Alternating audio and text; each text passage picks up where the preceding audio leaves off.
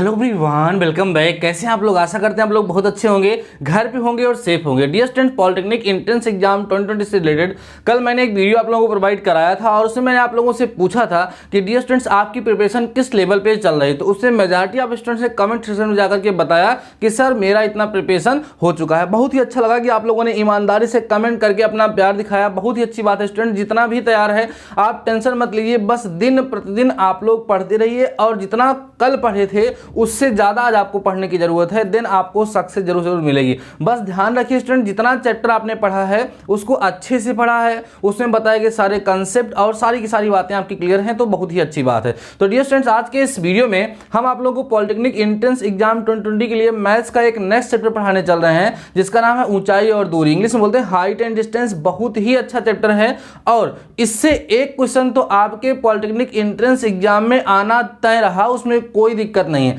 अब dear students, आप लोगों ने हाइट एंड डिस्टेंस तो क्लास 10 में पढ़ा ही है और वहां पर आप लोगों ने देखा था कि अगर ऊंचाई और दूरी वाले प्रश्नों में अगर आपने क्या किया, उसका फिगर ड्रा कर लिया, फिगर सही से बना लिया, देन हमें कोई प्रॉब्लम नहीं होती, आराम से क्वेश्चन सॉल्व हो जाते हैं। फिर भी कुछ बातें हम आपको बताते हैं। डियर स्टूडेंट देखो, पॉलिटेक्निक एंट्रेंस एग्जाम 2020 के लिए ऊंचाई और दूरी इंपॉर्टेंट तो है ही, लेकिन इसको समझने के लिए सबसे पहले कुछ बातें आपको समझनी है स्टूडेंट्स। जैसे आपको जानना होगा उन्नयन कोण के बारे में। ऊंचाई और दूरी को समझने से पहले सबसे पहले हम लोग क्या जानेंगे? उन्नयन कोण। स्टूडेंट्स इसको हम बोलते हैं एंगल ऑफ एलिवेशन। ध्यान देना, एंगल ऑफ एलिवेशन बोलते हैं इंग्लिश में स्टूडेंट्स इसको। तो समझते हैं कि ये उन्नयन कोण अर्थात एंगल ऑफ एलिवेशन होता क्या है।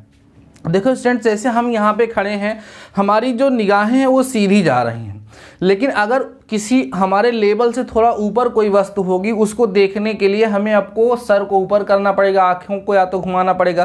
तो अभी हम ऐसे देख रहे थे क्षैतिज, मतलब पैरेलल टू अर्थ सरफेस, लेकिन यहाँ से जब मैंने इसे ऊपर की तरफ देखा तो यहाँ से एक रोटेशन हो रहा है जो एंगल बन रहा है। ठीक है, ये जो एंगल, ये जो कोण बन रहा है ऊपर देखने के लिए, इसी कोण को ही उन्नयन कोण कहा जाता है। अर्थात किसी ऊपर स्थित वस्तु को देखने के लिए जब ऊपर हम देखते हैं तो वहां पर जो घुमाव होता है, ऊपर देखने के लिए जो कोण बनता है उसको सदैव क्या कहा जाएगा? उन्नयन कोण कहा जाएगा। कैसे बच्चों? जैसे देख लीजिए, हमारे पास ये क्षैतिज है, ठीक है, मान लीजिए ये कोई लाइन है ए बी, यहाँ पर कोई व्यक्ति देख रहा था, यहाँ कोई वस्तु है, सपोज कर लीजिए, इस वस्तु को जब देखेगा तो उसकी निगाहें इस तरीके से ऊपर की तरफ जाएंगी और ये यहाँ जाकर के वो तब देख पाएगा। तो ये जो कोण आपको नजर आ रहा है, इसी कोण को हम थीटा दिखा सकते हैं बच्चों, और इस कोण को हम क्या बोलेंगे? उन्नयन कोण बोलते हैं, एंगल ऑफ एलिवेशन बोलते हैं। बातें समझ में आ गई आप लोगों को? उन्नयन कोण क्या होता है। अगला कंसेप्ट आता है स्टूडेंट्स अवनमन कोण का। अगला कंसेप्ट आता है अवनमन कोण, जिसको बोलते हैं एंगल ऑफ डिप्रेशन। ठीक है, एंगल ऑफ डिप्रेशन, अवनमन कोण। ये क्या होता है?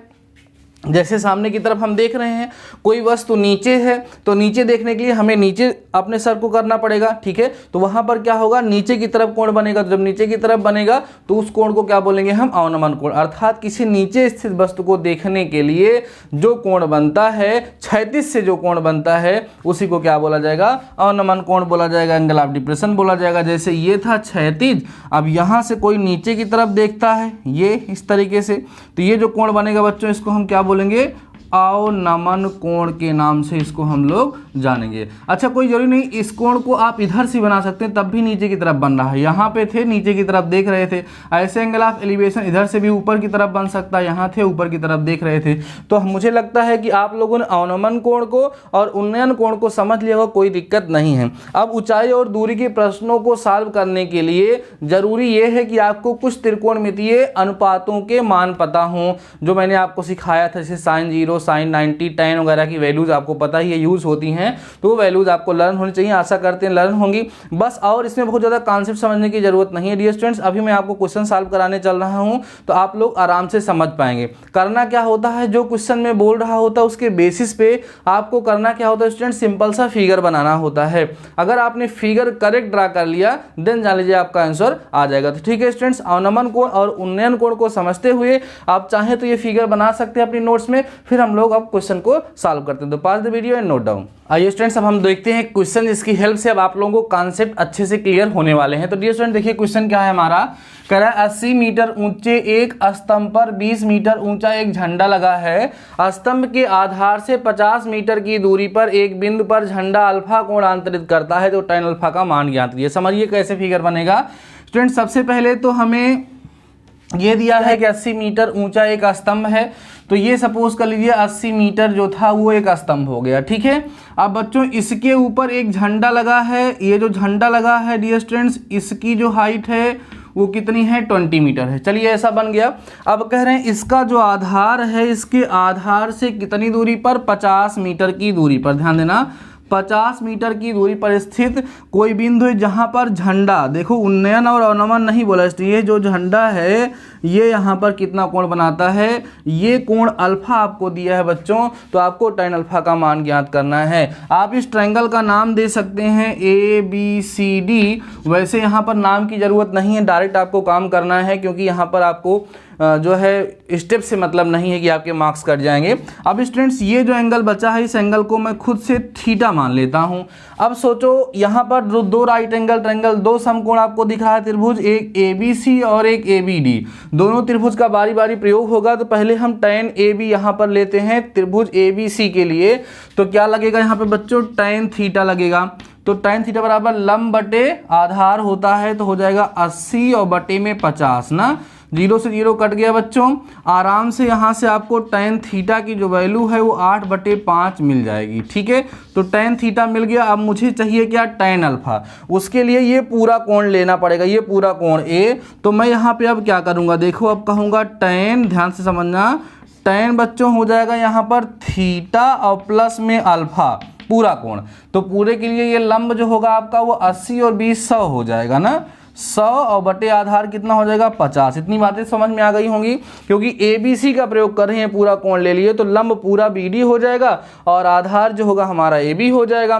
तो अब यहाँ पर आप tan A + B का सूत्र लगाओ जो आपको पढ़ाया गया था। तो क्या हो जाएगा बच्चों, tan थीटा प्लस में होगा tan अल्फा, अपान में बच्चों हो जाएगा 1 - tan थीटा इंटू में कितना, tan अल्फा इक्वल टू, यहाँ पर आप जब इसको सॉल्व करेंगे तो 50 दूना 100 बच्चों, यहाँ पे सिंपल सा 2 आ जाएगा, ठीक है।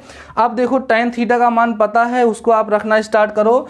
tan थीटा का जो मान है बच्चों आप लोगों ने कितना ज्ञात किया है, 8/5। चलो ठीक है, यहाँ लिख देते हैं 8/5 और प्लस कितना लिखेंगे आप यहाँ पर बच्चों, tan अल्फा लिखेंगे, ठीक है। अपान में आपका हो जाएगा 1 - 8/5, यहाँ पे होगा tan अल्फा और यहाँ पर इक्वल टू 2 तो आपका रहेगा ही, ठीक है। अब इसको आप क्रॉस मल्टीप्लाई करा दीजिए तो आपको मिलेगा 8/5 प्लस में tan alpha is equal to हो जाएगा 2 - 16/5 tan अल्फा आ जाएगा बच्चों। इतनी बातें समझ में आई। अब tan अल्फा जो है यहाँ पे थीटा लिख दिया हमने, tan अल्फा होगा। अब थीटा वाले टर्म को एक तरफ ट्रांसपोज कर लीजिए तो आपको मिलेगा यहाँ पर बच्चों कितना, tan अल्फा और plus 16/5 tan alpha is equal to 2 minus का 8/5, यही तो होगा ना। अब इसी को आप सिंप्लीफाई करिए, देखो यहाँ पर आप देखेंगे तो ये क्रॉस मल्टीप्लाई होके गया है और यहाँ तो इसका एलसीएम लोगे तो 5 tan अल्फा और 16 5 21 हो जाएगा बच्चों। तो 21/5 tan अल्फा यहाँ आपको मिलेगा, 5 दूना 10 ना, 10 में से कितना गया 8, तो बटे में कितना हो जाएगा यहाँ पर बच्चों, आराम से आपको मिल जाएगा 2/5। अब देखो ये 5 और ये 5 कैंसिल हो जाएगा, 21 ना नीचे जाके डिवाइड हो जाएगा, तो बच्चों यहाँ से आपको मिलेगा tan alpha is equal to 2/21। ये आपका क्या हो जाएगा, आंसर हो जाएगा। तो आंसर नंबर बी आपका जो होगा स्टूडेंट्स वो करेक्ट होगा। तो आपने देखा कि अगर हम लोग फिगर बना लें, फिगर को ढंग से समझ लें, तो क्वेश्चन को सॉल्व करने में कोई भी प्रॉब्लम नहीं होती। तो अभी वीडियो को पास करें, इस क्वेश्चन को नोट करें, देन मैं आपको और भी क्वेश्चन कराता हूं। Pause the video and note down. अब देखते हैं स्टूडेंट्स हम लोग नेक्स्ट क्वेश्चन, देखिए क्या बोल रहा है इसमें। कह रहा है किसी मीनार की परछाई उसकी ऊंचाई की आधी है, कुछ समय पश्चात मीनार की ऊंचाई के बराबर हो जाती है। कौन, परछाई जो है वो मीनार की ऊंचाई के बराबर हो जाती है। सूर्य नीचे चला गया है, कितना चला गया है बताना। ये क्वेश्चन बहुत इंपॉर्टेंट है, एग्जाम में आया भी है। देखो स्टूडेंट्स है क्या, हम मान लेते हैं कि ये है मीनार की ऊंचाई, क्या है, मीनार की ऊंचाई, और इस मीनार की ऊंचाई सपोज कर लेते हैं हम कि h मीटर थी, ठीक है।